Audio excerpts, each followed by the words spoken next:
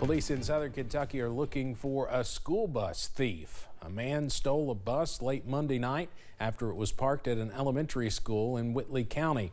But the thief did not stay in the bus long. In fact, he leaped off it while it was moving. Something apparently spooked him. WYMT's Phil Pendleton shows us what else was in the bus that may have got to him. Around 11 o'clock last night, just off of Kentucky 1804 in southern Whitley County, very close to the Tennessee state line, a man is seen getting onto a school bus, stealing it, then getting spooked, then crashing the school bus, and then taking off running. Onboard school bus cameras are rolling as the thief drives away. You see him routinely looking back toward the rear of the bus as if he's hearing something. What he's hearing could be this soccer ball that keeps rolling around and into the aisle, but it rolls back under the seats as he looks forward again. Shortly after he left the school, for some reason, he got spooked and slowed down and jumped off the bus, left it moving, ran it over a bank. Purely speculation what spooked him, but could it have been something as simple as a soccer ball? So I don't know if that spooked him and that's why he jumped off the bus, or if he was just afraid,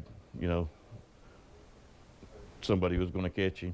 Police say they have a suspect, but no arrests have been made. They're still trying to figure out a motive. They say there's no telling what anyone will steal anymore. When I worked at Corbin one time, we had some teenagers steal a church van with some big buckets of change, and you never know. And all of this remains under investigation by the Whitley County Sheriff's Office. They are looking at some other evidence that he may have gotten on board some other buses, may have stolen several other items as well. In Whitley County, Phil Pendleton, now back to you. The Whitley County school superintendent said they were able to quickly make adjustments this morning to get a different bus to pick up the children that would have ridden that bus. The teacher accused of having sex with a student in Lee County was in court today. Courtney Horn was arraigned in district court this morning. Her attorney entered a not guilty plea on her behalf, and the judge moved her case forward for a preliminary hearing next month. Court documents show that Lee County School Superintendent Sarah Wasson called Kentucky State Police to report the inappropriate relationship. A detective with KSP interviewed Horn, where she admitted to engaging in sexual activity with a 16-year-old female student. The superintendent said that student safety is their top priority and that the school district, quote, will not tolerate any behavior that puts the physical or social, emotional well-being of our students at risk.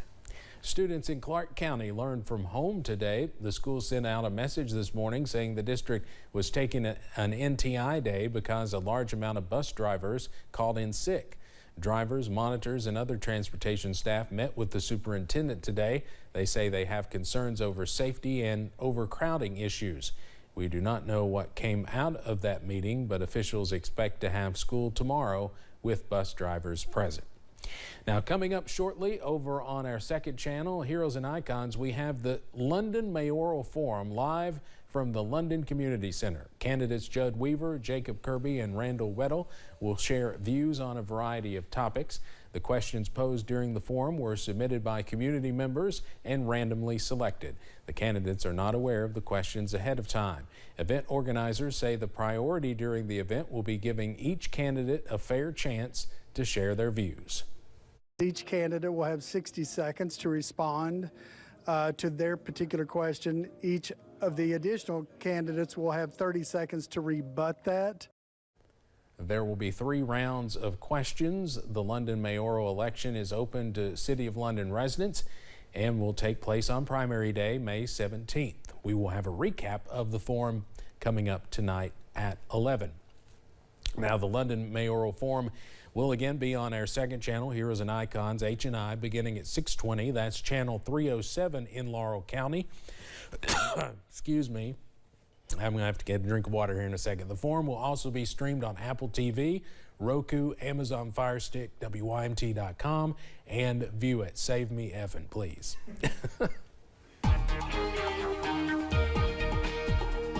I've got you, Steve. I just took a big gulp of water myself. That's because we're drying out this afternoon. And as afternoon turns into evening, we've got plenty of blue sky outside after a rather cloudy start to our Tuesday. I-75 at Mount Vernon. Blue skies continue over the region at the moment. We will continue to see plenty of that throughout the remaining daylight hours. I-64 at Moorhead, just a few fair weather clouds. As those push on out, we're in good shape. Upper 50s and low 60s around the region at this hour. We will continue to see that potential working on through. Last of the clouds pushing out of Kentucky, still hanging on for our friends in Virginia and West Virginia, but those will be moving out shortly. So those weather headlines, frost potential overnight. In fact, the frost advisory is in effect for everybody. Plenty of sunshine, though, moving forward in the forecast, and temperatures slowly warm up this week, though not tonight. Upper 30s, mostly clear and cold for us as we run through the remainder of our Tuesday. Now, I'll have the latest on how long the sunshine sticks around and when we can finally see temperatures return to their average coming up in just a few minutes. Steve?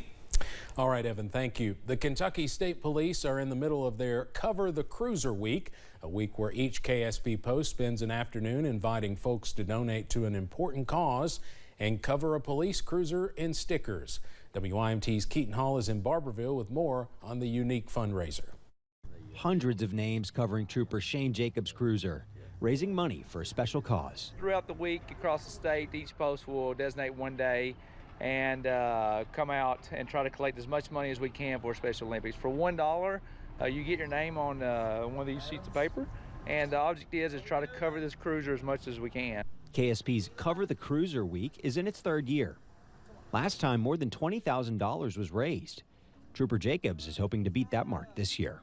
We're proud to help Special Olympics, and with every dollar counts, and we want to make sure that we can help throughout the state of Kentucky. Special Olympics Kentucky supports more than 11,000 athletes a year. What we really do is change lives through sports. Everybody who's ever competed in sports at any level sort of understands the lessons that sports teaches us: how to work with a team, how to work with a leader in your coach. Mark Berger is the director of communications for Special Olympics Kentucky. Cover the Cruiser is a really special activity for us because our program's relationship with law enforcement goes back almost to the very beginning in 1968. A relationship that helps to unite communities. What the shape of a Kentucky State Trooper cruiser that is just loaded with little pieces of paper with people's names on them, and that's exciting for us because it shows how many people and how many communities across the states really do support our athletes and inspire generations of athletes. It really is sort of an incredible experience. If you've never been to a Special Olympics event, it is one of the better sports experiences you can have in your life. State Summer Games for Special Olympics Kentucky are June 3rd through 5th at Eastern Kentucky University. In Barberville, Keaton Hall, WIMT Mountain News. The next Cover the Cruiser event is this Thursday at the Walmart in Hazard. East Kentucky businesses, organizations, and schools are working to Remake Learning. Remake Learning Days are back across the region, with students and families invited to events in several counties focused on family engagement and hands-on learning. Organizers say the events are a great way to take classroom lessons into the real world, making connections for more than the students. And when parents are able to learn alongside their children or learn about what their kids are learning about in school, that just adds a whole new level to learning, in my opinion, because it's real world connection. Remake Learning kicked off last week and runs through Monday. Hear more about this year's events tonight at 11. This Saturday marks Independent Bookstore Day, a nationwide event that celebrates independently owned bookstores and offers deals for readers to take advantage of. But with only a handful of indie-owned and operated bookstores in the region, Eastern Kentuckians have limited access in getting those deals. WIMT's Alyssa Williams checked in with one local bookstore owner in Hazard about how she's preparing for Saturday's festivities and any struggles that come with operating one of the few indie bookstores in the region.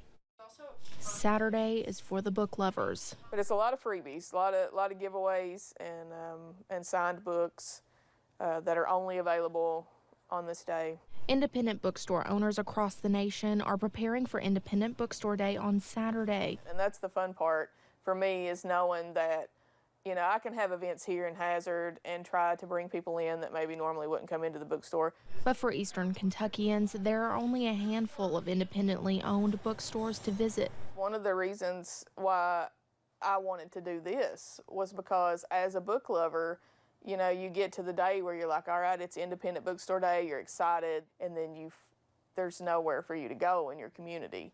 Mandy Scheffel, owner of the Red Spotted Newt in Hazard, says she's not sure why there are very few indie bookstores in the region. We have so many talented writers in this area, so you would think that there would have been something before now.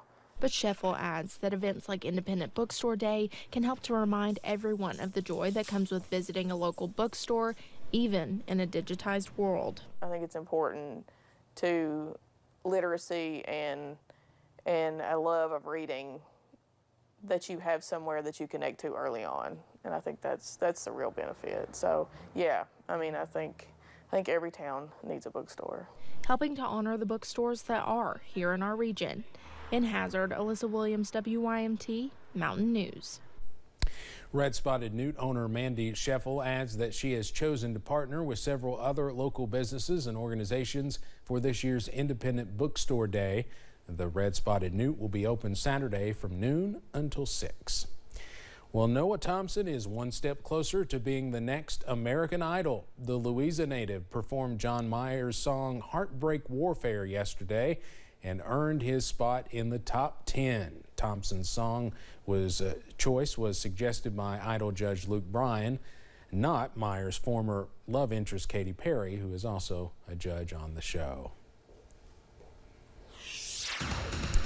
And we're taking a brief break in the warming trend as we go through the work week. I got the very latest coming up right after the break. And we'll tell you about this year's East Kentucky Leadership Tony Turner Award winner, how the University of Pikeville is helping move mountains for future generations.